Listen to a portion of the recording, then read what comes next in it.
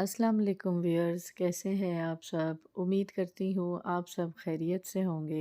Viewers, आज मैं आप सबके साथ सर्दियों की एक बहुत ही मशहूर सौगात और एक बहुत ही हेल्दी अलसी की पिन्नियों की रेसिपी शेयर करूँगी। अलसी और सरसों के तेल का इस्तेमाल हमारी सेहत के लिए बहुत ही फ़ायदेमंद है। लेकिन आजकल बहुत सारी फ़ीमेल्स जिनमें बैक पेन का इशू है, कोलेस्ट्रॉल के इश्यूज़ हैं, और अगर हम एनीमिक हैं तो हमें आयरन की कमी है, और इसी आयरन की कमी की वजह से हम हर वक़्त थकान सी महसूस करते हैं, एक सुस्ती सी महसूस करते हैं। और स्पेशली उन लोगों के लिए तो अलसी का इस्तेमाल बहुत ही फ़ायदेमंद है जिनको जॉइंट्स पेन का प्रॉब्लम है।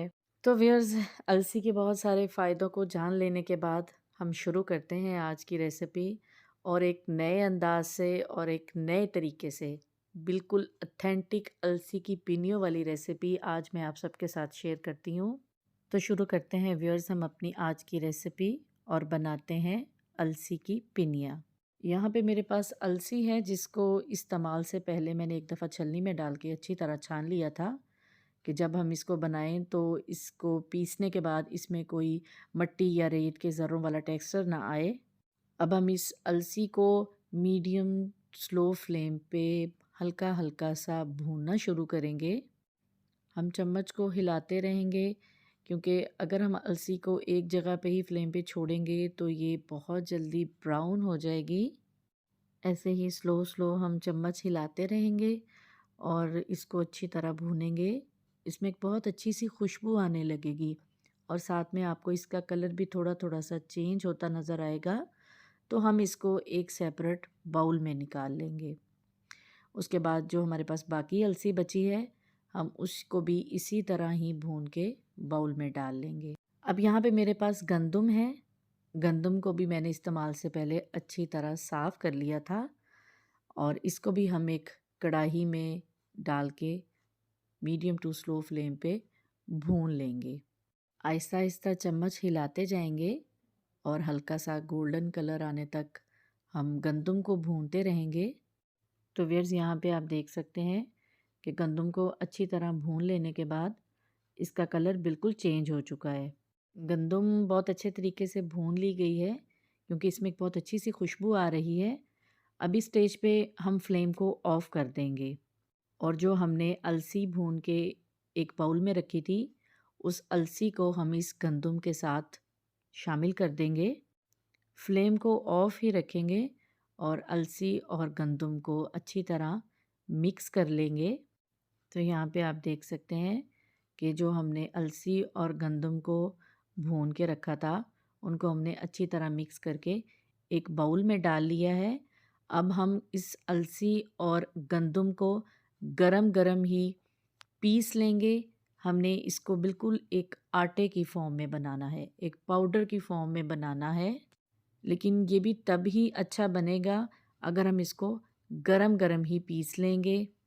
व्यूअर्स, आपके पास अगर घर पे कोई भी स्ट्रॉन्ग ऐसी मशीन मौजूद है जिससे आप इस अलसी और गंदम को पाउडर फॉर्म में बना सकते हैं, तो आप घर पे बना लें। वैसे मैंने इसको पाउडर फॉर्म में बनाने के लिए चक्की से पिसवाया था। तो अब आ जाते हैं हम अपने सेकंड स्टेप की तरफ। सेकंड स्टेप में हम एक कढ़ाई में सरसों का तेल गरम करेंगे, और उसमें आटे से एक छोटी सी रोटी बना के उसको तेल में डाल देंगे, और कम से कम इसको 8 से 10 मिनट के लिए पकाएंगे कि जो रोटी का कलर है वो बिल्कुल डार्क गोल्डन कलर का हो जाएगा। इस तरीके कार से सरसों के तेल का जो टेस्ट है वो ज़रा बेहतर हो जाता है। थर्ड स्टेप में हम गुड़ की चाश बनाएंगे। एक पैन में गुड़ के छोटे छोटे पीसीस और साथ में पानी डाल के इनको स्लो फ्लेम पे मेल्ट होने के लिए रखेंगे। साथ साथ में हम चम्मच से हिलाते रहेंगे क्योंकि हमने गुड़ को बिल्कुल मेल्ट करना है, और जब तक गुड़ मेल्ट नहीं हो जाएगा हम इसको तब तक इसी तरह हिलाते रहेंगे। तो व्यूअर्स, आप देख सकते हैं कि जो गुड़ है वो बिल्कुल मेल्ट हो चुका है। ये एक लिक्विड और एक थिक फॉर्म में आना शुरू हो चुका है। यहाँ पे मैंने नए गुड़ का इस्तेमाल किया था। तो जो नया गुड़ होता है उसके अंदर गन्ने के छिलके या साथ में کوئی نہ کوئی چھوٹے چھوٹے سے ذرے ضرور موجود ہوتے ہیں۔ تو اس کا بہترین طریقہ یہ ہے کہ آپ اس کی چاش بنانے کے بعد اس کو ایک چھلنی کی مدد سے چھان لیں۔ یہ بالکل ایک صاف سی چاش بن کے تیار ہو چکی ہے۔ ہم اس چاش کو پین میں دوبارہ شامل کریں گے، فلیم کو دوبارہ سے آن کریں گے اور اس کو مزید 3 سے 4 منٹ کے لیے اچھی طرح پکائیں گے۔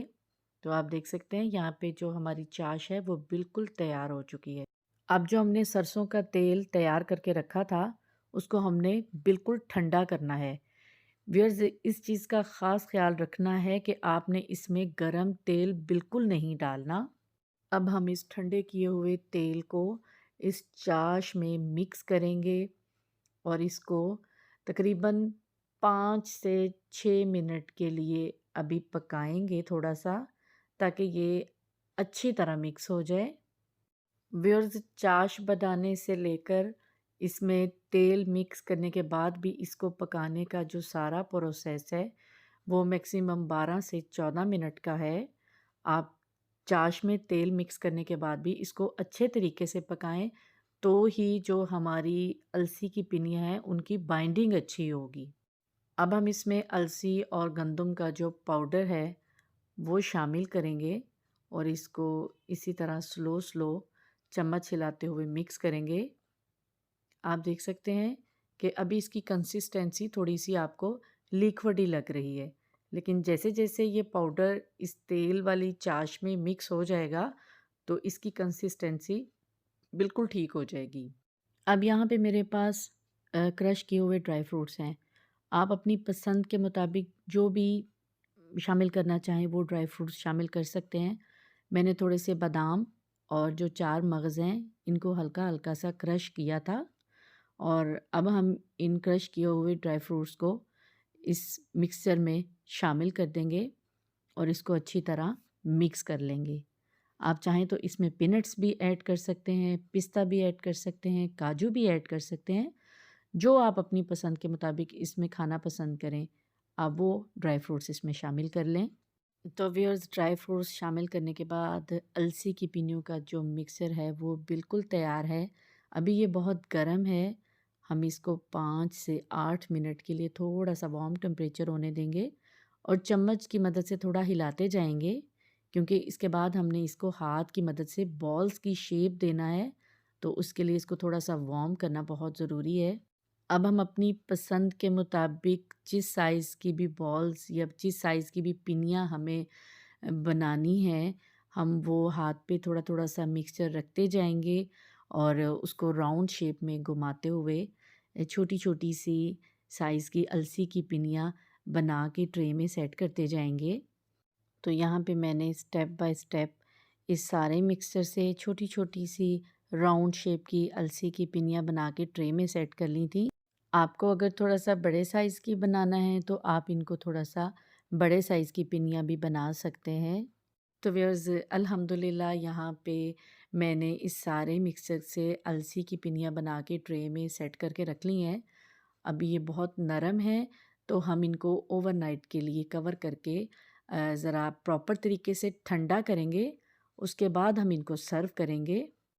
تو الحمدللہ آپ دیکھ سکتے ہیں نیکسٹ مارننگ یہ ہماری جو السی کی پنیاں ہیں وہ بہت ہی خوبصورت سی ٹھنڈی ہو کے تیار ہو چکی ہیں۔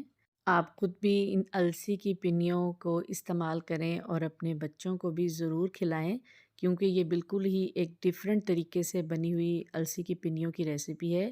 ان السی کی پنیوں میں بالکل بھی کڑوا پن نہیں ہے۔ تو ویئرز میں امید کرتی ہوں آپ سب کو میری یہ السی کی پنیوں کی ریسیپی ضرور پسند آئے گی۔ آپ سب مجھے اپنا فیڈ بیک ضرور دیجیے گا، اور اگر آپ میرے چینل پہ نئے ہیں تو میرے چینل کو بھی سبسکرائب کیجیے گا۔ انشاءاللہ آپ سب سے دوبارہ ملاقات ہوگی ایک نئی ریسیپی کے ساتھ۔ تب تک اپنا بہت خیال رکھیے گا اور مجھے اپنی دعاؤں میں یاد رکھیے گا۔ اللہ حافظ۔